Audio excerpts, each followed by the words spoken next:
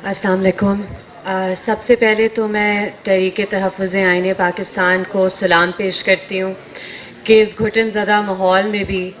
انہوں نے مزاحمت کا راستہ چنا ہے، جو کہ ایک بہت مشکل راستہ ہے. میں اپنی بات کا آغاز ادھر سے کرنا چاہوں گی کہ کچھ ماہ پہلے تحریک تحفظ آئین پاکستان نے ایک کانفرنس رکھی تھی جس میں میرے ساتھ بیٹھی ہوئی تھی ایک لڑکی مازیب شفیق. بلوچستان سے وہ لڑکی تعلق رکھتی ہے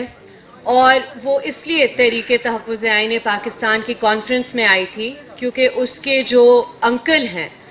وہ دسمبر 2018 میں متحدہ عرب امارات سے جبری طور پر لاپتہ کیے گئے، پاکستان واپس لائے گئے اور آج بھی تاحال وہ لاپتہ ہیں. اس بچی کو اس کا انکل واپس نہیں مل سکا، لیکن چند روز پہلے اس بچی کے والد کو بھی جبری طور پر لاپتہ کیا گیا ہے بلوچستان سے. اس کے ساتھ ایک اور ادھر بچی بیٹھی ہوئی تھی، نادیہ بلوچ ان کا نام ہے. وہ ڈاکٹر مارنگ بلوچ کی بہن ہے. ڈاکٹر مارنگ بلوچ آپ سب کو پتا ہوگا کہ پچھلے 8 سے 10 مہینے سے وہ ناحق قید ہے ہدا جیل میں. ان کے ساتھ تمام جو بلوچ یکجہتی کمیٹی کی لیڈرشپ ہے وہ بھی ناحق قید ہے، اور آج بھی ساؤتھ وزیرستان کی آواز علی وزیر بھی پابند سلاسل ہے. میں یہ بات کرنا ضروری سمجھتی ہوں کہ میں خود جب میری والدہ عمران خان کی حکومت میں وزیر تھی، میں خود پی ٹی آئی کی بہت سخت تنقید کرتی تھی، لیکن یہ بات پی ٹی آئی یا عمران خان کی نہیں ہے. یہ بات ہے پاکستان کی عوام کی، پاکستان کے عوام کے مینڈیٹ کی، اور کسی کو یہ حق نہیں ہے کہ پاکستان کی عوام کے مینڈیٹ پر دن دہاڑے ڈاکہ ڈالا جائے. آج جو عمران خان کے کرٹکس تھے وہی عمران خان کے حقوق کی بات کر رہے ہیں کیونکہ ہم اپنے عوام کے حقوق کی بات کر رہے ہیں. آج مجھ جیسے لوگ جو پی ٹی آئی کے ناقد تھے تیار ہے کہ ہم بھی جا کر اڈیالہ جیل کے باہر کھڑے ہوئیں ان کی بہنوں کے ساتھ، جن پر کبھی ٹیئر گیس استعمال کیا جاتا ہے، کبھی واٹر کینن استعمال کیا جاتا ہے، کبھی تیزاب ان پر پھینکا جاتا ہے، کیمیکل استعمال کیا جاتا ہے. تو ہمیں مل کر اس کی مذمت کرنی چاہیے، چاہے وہ ڈاکٹر مارنگ بلوچ ہو، چاہے وہ عمران خان ہو، چاہے وہ علی وزیر ہو. ہم سب کو ایک ہی آواز میں ان کی ناحق قید کی مذمت کرنی چاہیے، ان کے لیے سڑکوں پر آنا چاہیے، احتجاج کرنا چاہیے، مزاحمت کرنی چاہیے. آج بھی اسلام آباد ہائی کورٹ میں کچھ دن ہی پہلے عدلیہ کے شیر طارق محمود جہانگیری کو ایک غیر قانونی، غیر آئینی فیصلے کے تحت ان کے عہدے سے ہٹایا گیا. یہ پاکستان کی تاریخ میں پہلی دفعہ ہوا ہے، یا شاید کسی بھی مہذب معاشرے کے تاریخ میں یہ ہوا نہ ہو کہ ساتھی جج اپنے ہی برادر جج کے خلاف ایک کوو وارنٹو کی رٹ سن کر انہیں گھر بھیجتے ہیں. اب افسوس کی بات یہ ہے کہ اسلام آباد ہائی کورٹ میں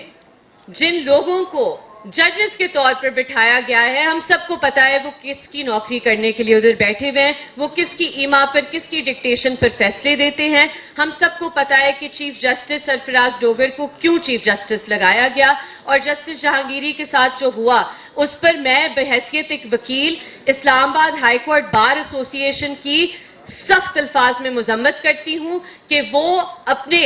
عدلیہ کے ان ججز کے ساتھ کھڑے ہونے کی جگہ پر وہ ان ججز کے ساتھ کھڑے ہوئے ہیں جو ٹاؤٹس بٹھائے گئے ہیں اسلام آباد ہائی کورٹ میں. آج بھی جو پاکستان میں تنقیدی آوازیں ہیں، جو آپ کے سامنے ادھر لوگ کھڑے ہوئے ہیں، بیٹھے ہوئے ہیں، چاہے وہ اسد علی طور ہو، چاہے وہ متی اللہ جان ہو، چاہے وہ سراب برکت ہو، آج کسی بھی صحافی کا سوال پوچھنا، کسی کا احتساب مانگنا یہ جرم بن چکا ہے. آپ اگر کوئی سچی بات کریں گے تو آپ کے خلاف پیکا کا پرچہ ہوگا، آپ کو ایک شہر سے دوسرے شہر پورا پاکستان کا ٹور کروایا جائے گا، پوری پاکستان کی جیلوں میں رکھا جائے گا. کیوں؟ کیونکہ آپ تنقید کرتے ہیں، آپ سچ بولتے ہیں. سچ بولنا اس ملک میں جرم بن چکا ہے. آج بھی 27ویں اور جو 26ویں ترمیم ہے اس کے خلاف جو مزاحمت اور میں خراج تحسین پیش کرتی ہوں کراچی بار ایسوسی ایشن کو اور کراچی کے باہمت وکلا کو جو آج بھی سڑکوں پر اس کے خلاف مزاحمت کر رہے ہیں، لاہور کے بہادر وکلا کو جو سڑکوں پر اس کے خلاف مزاحمت کر رہے ہیں، اور میں اسلام آباد میں موجود وکلا کو اپیل کرتی ہوں کہ خدارا ہم بھی تھوڑی سی ہمت کر لیں، خدارا ہم بھی سڑکوں پر آ جائیں، کیونکہ یہ ہم سب کی بات ہے، یہ صرف ایک جج کی بات نہیں ہے۔ میں آخر کار یہ صرف ایک تجویز ادھر رکھنا چاہوں گی، میں پی ٹی آئی کی ووٹر سپورٹر نہیں ہوں، میری شاید رائے نظر انداز کی جائے، لیکن میں ریکویسٹ یہ کرنا چاہوں گی ایک نوجوان ہوتے ہوئے، ایک وکیل ہوتے ہوئے، کہ بہت ضروری ہے کہ کیونکہ پی ٹی آئی پاکستان کی اس وقت مقبول ترین پارٹی ہے، کیونکہ عمران خان کو مینڈیٹ دیا ہے اس عوام نے، کہ میں پی ٹی آئی سے ریکویسٹ کرتی ہوں کہ وہ اپنی پالیسی واضح الفاظ میں بیان کر لیں، وہ یہ فیصلہ کر لیں کہ کیا آپ